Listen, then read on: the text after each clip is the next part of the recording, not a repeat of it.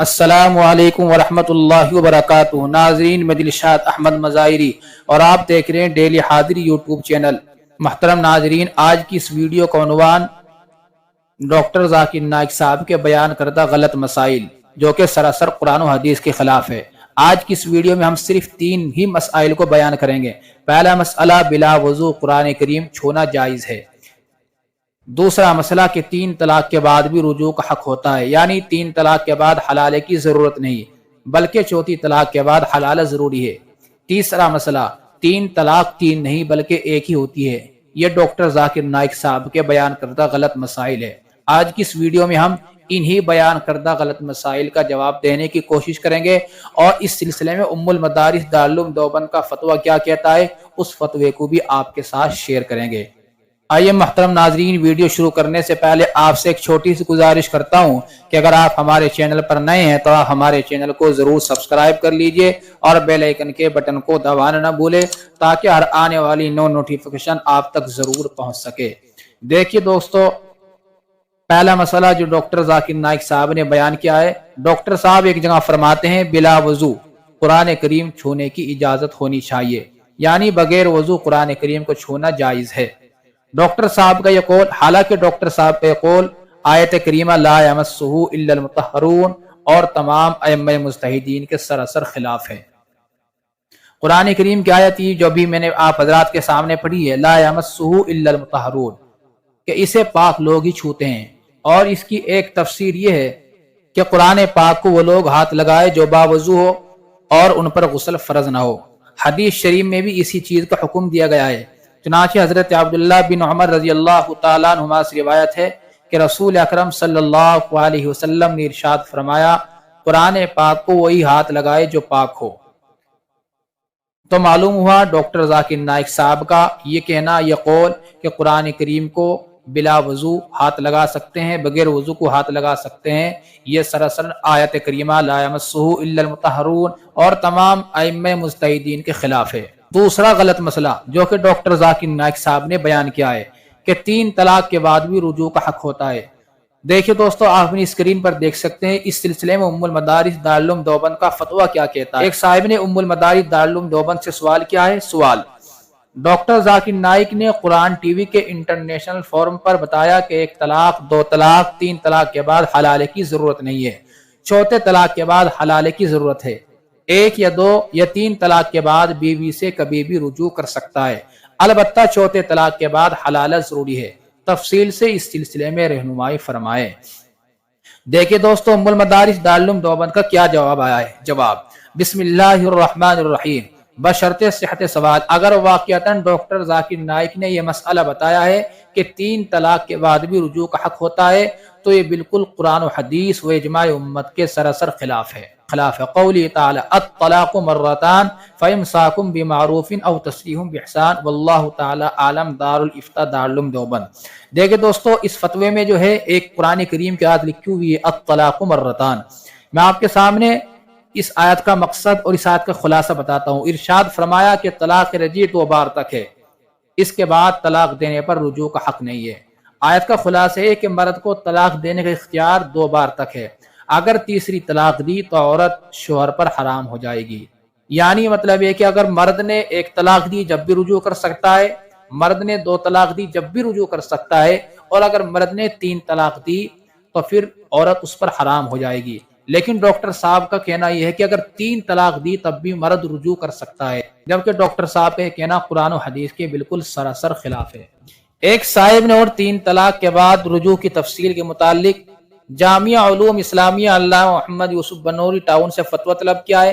ایک صاحب نے جامعہ سوال کیا ہے، 3 طلاق اگر ایک ساتھ دی جائے تو کیا رجوع ہو سکتا ہے؟ جواب، صورت مسئولہ میں 3 طلاق ایک ساتھ دینے سے 3 طلاق واقع ہو چکی ہے، بیوی اپنے شوہر پر حرمت مغلظہ کے ساتھ حرام ہو چکی ہے، رجوع جائز نہیں، نیز تجدید نکاح کی بھی اجازت نہیں ہے۔ عدت کے گزرنے کے بعد بیوی دوسری جگہ نکاح کرنے میں آزاد ہوگی۔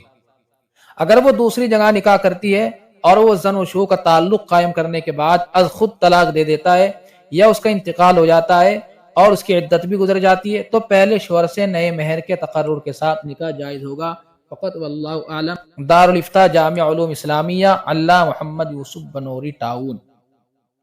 देखिए अब दोस्तों तीसरे मसले की तरफ चलते हैं, जो कि मुहतरम डॉक्टर जाकिर नाइक साहब ने तीसरा मसला बिल्कुल सरासर गलत बयान किया है। तीसरा मसला क्या है?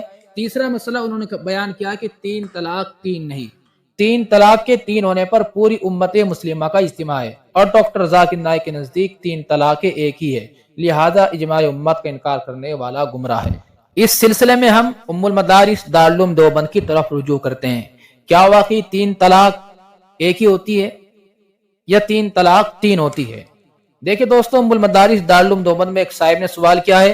मेरा सवाल यह है कि एक मजलिस में तीन तलाक देने पर तीन तलाक हो जाती है, लेकिन कुछ लोग कहते हैं कि अल्लाह के नबी सल्लल्लाहु अलैहि वसल्लम की हदीस है कि एक आदमी हुजूर के पास आए और कहने लगे कि मैंने अपनी बीवी को तलाक दे दी है, तो आप सल्लल्लाहु अलैहि वसल्लम ने इरशाद फरमाया कि तुमने गुनाह किया है, जाओ उससे फिर रुजू करो। इस हदीस को सुनाकर कुछ लोग कहते हैं कि एक मजलिस में तीन तलाक देने से तलाक नहीं होती है। क्या यह हदीस सही है? देखिए दोस्तों, उम्मुल मदारिस दारुल उलूम देवबंद का क्या जवाब है। जवाब, बिस्मिल्लाहिर्रहमानिर्रहीम। एक मजलिस में तीन तलाक देने से तीन तलाक़ें वाक़ हो जाती है, जैसा कि अबू दाऊद शरीफ में है कि एक सहाबी ने हुजूर अक़दस सल्लल्लाहु अलैहि वसल्लम के सामने अपनी बीवी को एक ही मजलिस में तीन तलाक़ें दी, तो आपने तीनों तलाक़ों को नाफिज कर दिया। फ़क़त वल्लाहु आलम। दारुल इफ्ता दारुल उलूम देवबंद।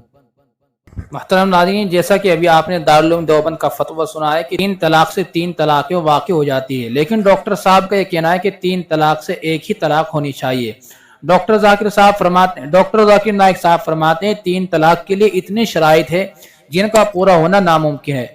सऊदीया के 300 फतवे मौजूद है, इसलिए तलाक एक है। आज के हालात के मुताबिक एक ही होनी चाहिए।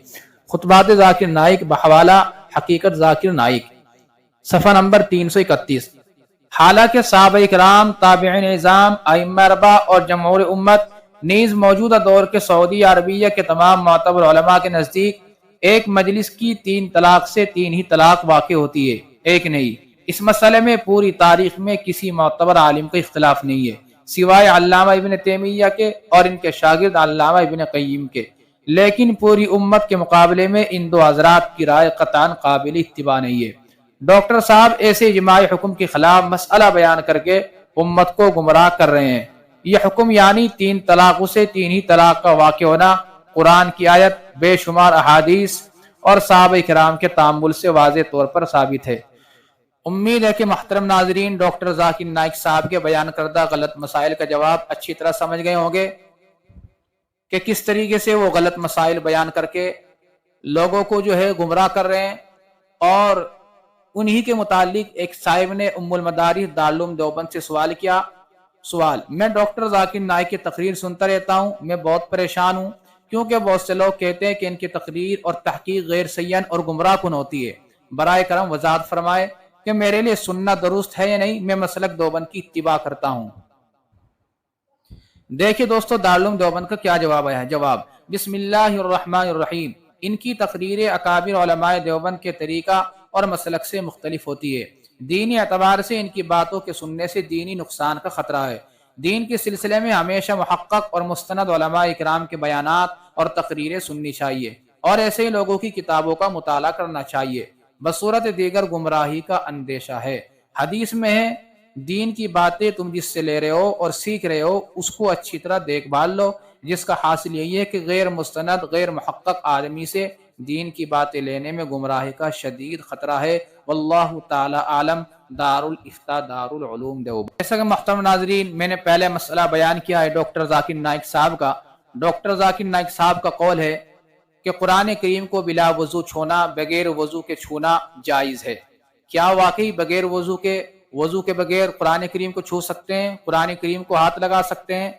आपकी इसमें क्या राय है? जबकि कुरान करीम की आयत है ला यमस्सुहु इल्लल मुतहहरून, कि कुरान पाक को पाक लोग ही छूते हैं, कि कुरान पाक को पाक लोग ही छूते हैं। जबकि कुरान करीम को हाथ लगाने का हुक्म है कि कुरान करीम को बगैर वजू के हाथ लगाना जायज़ नहीं है, वजू करके हाथ लगाना फ़र्ज है।